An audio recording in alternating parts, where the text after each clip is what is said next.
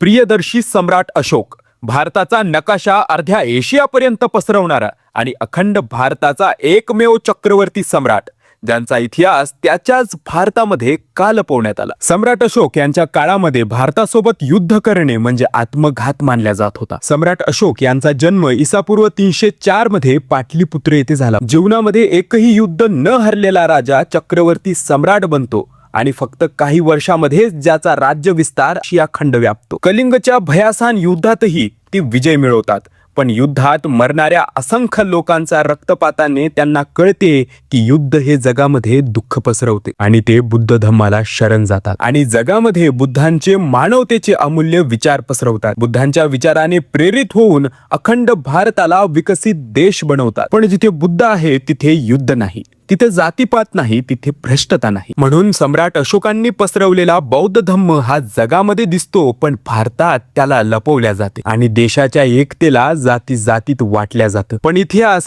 कितीही लपवला तरी लपल्या जात नाही. आज अशोक चक्र हे भारतीय तिरंग्यावर आहे. अशोक स्तंभ हे भारताची राजमुद्रा आहे आणि अशोकांचे असंख्य शिलालेख हे उत्खननामध्ये सापडतात. अखंड भारताच्या शौर्याचा दरारा आणि मानवतावादी कीर्ती हे जगामध्ये पसरवणाऱ्या चक्रवर्ती सम्राट अशोक यांच्या जयंतीनिमित्त मंगलमय शुभेच्छा.